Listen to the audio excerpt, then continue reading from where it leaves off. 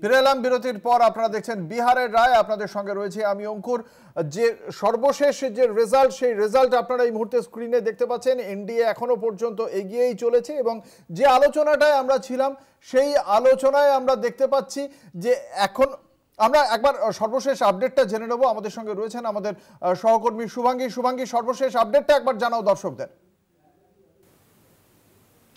একদমই তাই অঙ্কুরদা, এই মুহূর্তে যে বলাই যেতে পারে এনডিএ কিন্তু বাদ ভাঙা ভাবে তারা কিন্তু এগিয়ে চলেছে। এই মুহূর্তে এনডিএ জোট 201 আসনে এগিয়ে গিয়েছে, অর্থাৎ 200 কিন্তু তার পার করে গেছে। 243 আসনে যে ভোট গ্রহণ পর্ব চলছে সেখানে 201 আসনে এই মুহূর্তে এগিয়ে রয়েছে এনডিএ এবং পাশাপাশি মহাগঠবন্ধন তারা কিন্তু এই মুহূর্তে এগিয়ে রয়েছে 36 আসনে।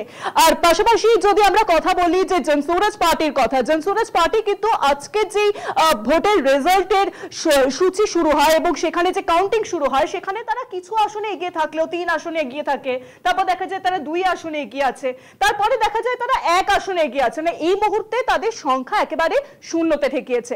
আর অন্যান্যরা তারা কিন্তু এই মুহূর্তে জানা যাচ্ছে যে তারা 6 আসনে এগিয়ে রয়েছে।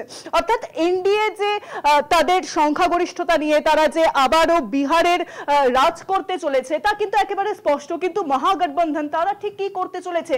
কংগ্রেস, সেখানে আমরা দেখেছি যে রাহুল গান্ধী সেখানে তারা ভোটার অধিকার যাত্রা করেন তিনি, কিন্তু তারপরে কংগ্রেসের হাল একেবারে বেহাল হয়ে দাঁড়িয়েছে। এনডিএ এই মুহূর্তে আপনাদেরকে আরো একবার জানিয়ে রাখবো 201 আসনে কিন্তু এনডিএ এই মুহূর্তে এগিয়ে রয়েছে এবং পাশাপাশি যদি মহাগঠবন্ধনের কথা বলি, মহাগঠবন্ধন এই মুহূর্তে এগিয়ে রয়েছে 36 আসনে এবং ম্যাজিক ফিগার এনডিএ আমরা দেখি যে তারা কিন্তু বহু আগে 11টা 11:30টার সময় তারা ম্যাজিক ফিগার পার করে যায় এবং এর থেকে স্পষ্ট হয়ে যাচ্ছে যে এনডিএ কিন্তু আবারও সেখানে নিজেদের সংখ্যাগরিষ্ঠতা নিয়ে তারা আবারও রাজ করতে চলেছে।